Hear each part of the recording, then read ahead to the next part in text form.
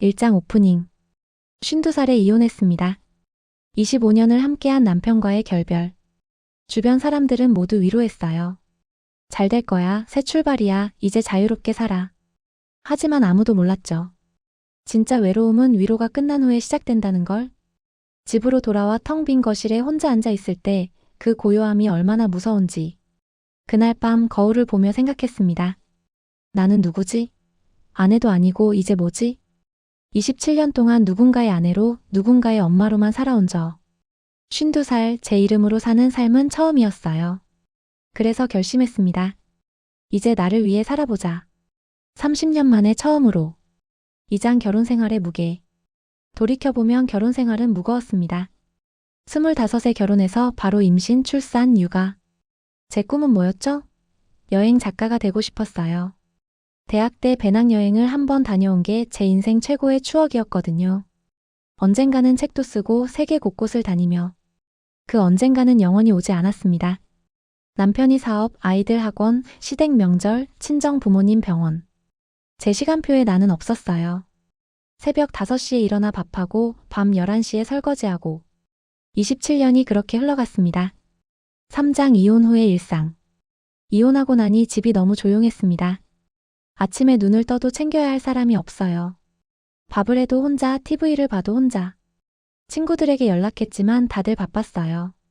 부부 단위로 만나는 모임에는 이혼한 저를 부르기 애매했나 봐요. 언니, 우리 다음에 따로 만나자. 따로 만나자는 말은 안 만나자는 말과 같더라고요. 아이들은 각자 바빴고 주말에 한 번씩 전화하는 게 전부였어요. 엄마, 잘 지내?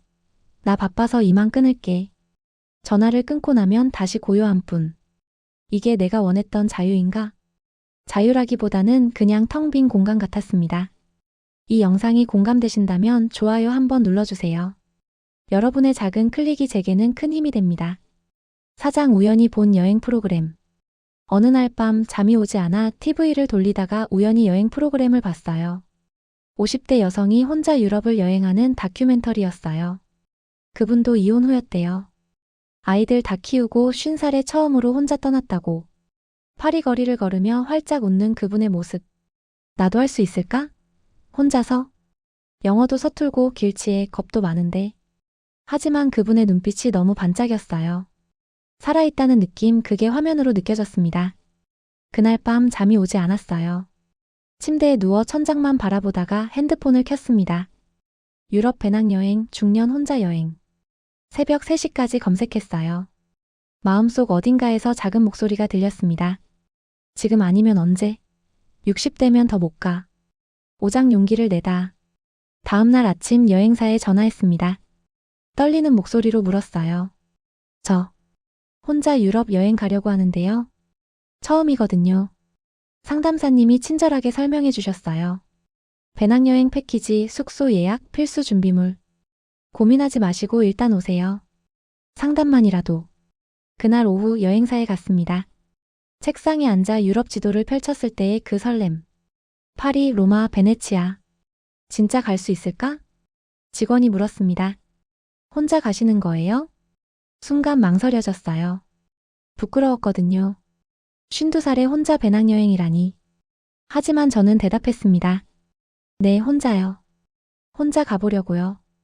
계약서에 사인하는 순간 손이 떨렸어요. 3개월 후 출발. 생애 첫 혼자 여행. 생애 첫 배낭여행. 52살의 새로운 시작이었습니다. 6장 출발의 순간. 출발 전날 밤 한숨도 못 잤어요. 짐을 쌌다 풀었다 10번도 넘게 반복했습니다. 이것도 필요하고 저것도 필요하고. 결국 배낭이 터질 것처럼 무거워졌어요. 공항에 도착했을 때 다리가 후들후들 떨렸습니다. 주변을 둘러보니 젊은 배낭여행객들 뿐. 내가 여기 있어도 되나? 체크인 카운터에 가는데 심장이 터질 것 같았어요. 여권하고 티켓 주세요. 직원이 환하게 웃으며 말했습니다. 좋은 여행 되세요. 게이트를 통과하면서 뒤를 돌아봤어요. 한국, 제가 52년 동안 살아온 이곳. 이제 나를 위한 시간이야. 파리행 비행기가 이륙했을 때 창밖을 보며 눈물이 났어요. 두려움도 있었지만 설렘이 더 컸습니다. 나 진짜 파리 가는구나. 7장 파리에서의 첫날. 파리 샤를드골 공항에 도착한 건 새벽 6시였어요. 입국 심사를 받고 나왔을 때 파리의 공기가 느껴졌어요. 여기가 파리구나. 내가 파리에 있어. 호스텔까지 가는 길 지하철에서 길을 잃었어요. 영어로 물어보려 해도 입이 안 떨어지고 그때 한 프랑스 아주머니가 도와주셨어요. 말은 통하지 않았지만 손짓으로 길을 알려주셨죠. 메르시, 땡큐. 체크인하고 작은 침대에 누웠을 때의 그 느낌. 피곤했지만 잠이 안 왔어요. 너무 설레서. 샤워하고 나와서 배낭을 메고 밖으로 나갔습니다. 첫날은 무작정 걸었어요. 에펠탑, 생강, 노트르담 성당, 작은 카페들. 혼자라서 외롭지 않냐고요? 전혀요. 오히려 자유로웠습니다. 가고 싶은 곳에 가고 멈추고 싶을 때 멈추고 쉬고 싶을 때 쉬는 것. 누구 눈치 볼 필요 없이 제 마음대로. 27년 만에 처음 느끼는 진짜 자유였어요. 팔짱 운명적인 만남. 파리에서 일주일쯤 지났을 때였어요. 매일 아침 산책하고 미술관 가고 카페에서 책 읽는 게 일상이 됐어요. 그날은 몽마르트 언덕에 갔습니다. 가파른 계단을 올라가며 숨이 찼지만 위에서 본 파리 전경은 정말 아름다웠어요. 작은 카페에 앉아 카페 크렘을 시켰어요. 햇살이 따스하고 바람이 기분 좋게 불었어요. 그때였습니다. 옆 테이블에서 누군가 한국어로 말을 걸어왔어요. 혹시 한국 분이세요? 깜짝 놀라 돌아봤어요. 50대 후반으로 보이는 남자분이 미소를 지으며 앉아 계셨어요. 카메라를 목에 걸고 낡은 배낭을 옆에 둔 모습. 네, 맞아요. 한국 사람 만나니까 반갑네요. 저도요. 여기서 한국말 들으니까 너무 반가워서 말 걸었어요. 혼자 여행 중이세요? 네, 처음이에요. 혼자 여행은? 저도 혼자예요. 1년 넘게 유럽에 있는데 한국 사람 만난 게 한 달 만이네요. 그렇게 우리는 이야기를 시작했습니다. 그는 사진작가였어요. 58살. 1년 전 이혼하고 모든 걸 정리해서 유럽으로 떠났다고 했어요. 그냥 떠나고 싶었어요. 한국에 있으면 숨이 막혀서. 저도요. 이혼하고 혼자 있으니까 너무 외로워서. 그래서 떠났어요. 몇 살이세요? 실례지만. 52살이요. 와, 용기 대단하시네요. 52에 혼자 배낭여행이라니. 용기라기보다는 그냥 안 가면 평생 후회할 것 같아서요. 그의 눈빛이 반짝였어요. 맞아요. 저도 그래서 왔어요. 안 가면 평생 후회할 것 같아서. 우리는 서로를 이해했습니다. 같은 상처, 같은 외로움, 같은 용기. 9장 함께한 시간들. 그날 이후 우리는 자연스럽게 자주 만났어요. 내일 루브르 가실 거예요? 저도 가려고 하는데 같이 갈까요? 그렇게 함께 루브르에 갔어요. 그는 모나리자 앞에서 사진을 찍어줬어요. 자, 이쪽 보세요. 웃어보세요. 오랜만에 웃는 제 모습을 사진으로 봤을 때 낯설었어요. 언제 이렇게 웃었지? 함께 생강을 걸었습니다. 결혼 생활이 답답했어요. 늘 누군가의 남편이었고 누군가의 아빠였죠. 그가 말했어요. 하고 싶은 것도 못하고 가고 싶은 곳도 못 가고 그냥 책임만 있었어요. 저도요. 저는 늘 누군가의 아내였고 누군가의 엄마였어요. 본인은 없었던 거네요. 우리 둘 다. 그러게요. 50 넘어서야 나를 찾는 중이에요. 우리는 매일 저녁같이 저녁을 먹었어요. 작은 비스트로에서 와인을 마시며 이야기했죠. 결혼할 때는 사랑했어요? 그가 물었어요. 했던 것 같아요. 아니, 했죠. 근데 언제부터인가 사랑보다 의무가 된 것 같아요. 맞아요. 사랑이 의무로 변하는 순간 그게 끝인 것 같아요. 이야기를 나누면서 느꼈어요. 이 사람 나를 정말 이해하는구나. 같은 아픔을 가진 사람만이 줄 수 있는 위로가 있더라고요. 셋째 날 밤 에펠탑 야경을 보러 갔어요. 반짝이는 에펠탑 아래 서 있을 때 그가 말했습니다. 행복해 보여요. 웃는 모습이 예뻐요. 순간 가슴이 쿵했어요. 언제 이런 말을 들어봤었나요? 고마워요. 당신도 행복해 보여요. 우리는 서로를 보며 웃었습니다. 그 순간 뭔가 달라진 걸 느꼈어요. 10장 설레는 마음. 파리의 마지막 날이 다가왔어요. 이상하게 마음이 무거웠습니다. 일주일 전만 해도 모르는 사람이었는데 헤어지는 게 아쉬웠어요. 마지막 저녁 에펠탑 앞 벤치에 나란히 앉았습니다. 다음 일정은 어디예요? 그가 물었어요. 이탈리아 로마요. 이틀 후에 떠나요. 로마. 좋겠다. 침묵이 흘렀어요. 그러다 그가 조심스럽게 말했습니다. 제가 함께 가도 될까요? 저도 로마 갈 계획이었거든요. 심장이 두근거렸어요. 함께요? 네. 혼자 다니는 것도 좋지만 당신이랑 같이 있으면 더 좋아서요. 얼굴이 뜨거워졌어요. 52살에 이런 설렘이라니. 좋아요. 함께 가요. 대답하고 나서 제 얼굴이 빨개진 걸 느꼈어요. 그도 웃고 있었어요. 고마워요. 혼자 다니는 것도 좋았지만 당신을 만나고 나서 더 행복해졌어요. 저도요. 그날 밤 호스텔로 돌아오는 길, 지하철 안에서 우연히 손이 스쳤어요. 깜짝 놀라 손을 떼려는 순간 그가 제 손을 잡았습니다. 괜찮아요? 눈을 마주쳤을 때 가슴이 터질 것 같았어요. 괜찮아요. 우리는 손을 잡은 채 말없이 창밖을 봤어요. 50 넘어서 느끼는 이 떨림은 뭘까요? 사랑일까요? 아니면 외로움이 만든 착각일까요? 잘 모르겠지만 이 순간이 좋았어요. 이 손의 온기가 너무 따뜻했어요. 11장 로마에서의 갈등. 로마에 도착해서 우리는 더 가까워졌어요. 아침을 함께 먹고 함께 콜로세움을 보고 밤에는 트레비 분수 앞에서 동전을 던졌어요. 소원 빌었어요? 네. 당신은요? 비밀이에요. 매일이 즐거웠어요. 그런데 사흘째 되던 날 밤 호텔 방에 혼자 앉아 있을 때 문득 불안해졌어요. 이게 뭐지? 나 지금 뭐 하는 거야? 52살에 만난 남자. 불과 2주일 전까지 모르는 사람. 그런데 손도 잡고 매일 같이 다니고. 이거 괜찮은 건가? 죄책감이 밀려왔어요. 이혼한 지 반년밖에 안 됐는데 25년 함께한 남편을 잊고 벌써 다른 남자와 아이들이 알면 뭐라고 할까요? 엄마 이혼하자마자 남자 만나? 친구들은 뭐라고 생각할까요? 50 넘어서 무슨 연애야. 머릿속이 복잡했어요. 밤늦게 한국에 있는 딸에게 전화를 걸었습니다. 여보세요? 엄마. 응, 딸. 잘 지내? 엄마 목소리 왜 그래? 무슨 일 있어? 망설이다가 말했어요. 엄마가 여행 중에 사람을 만났어. 사람? 무슨 사람? 남자.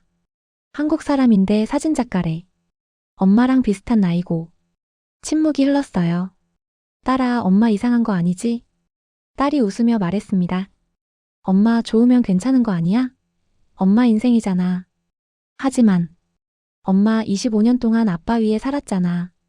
우리 위에서도 살았고 이제 엄마 위에 살아도 돼. 딸의 말에 눈물이 났어요. 고마워, 딸. 엄마 행복해. 그게 제일 중요한 거야. 전화를 끊고 한참을 울었습니다. 미안함도 안도감도 감사함도 섞인 눈물. 12장 진심을 나누다. 로마에서 베네치아로 이동했어요. 기차 안에서 그가 물었습니다. 어젯밤에 우셨어요? 눈이 붓고. 어떻게 알았어요? 보이잖아요. 무슨 일 있어요? 아니요.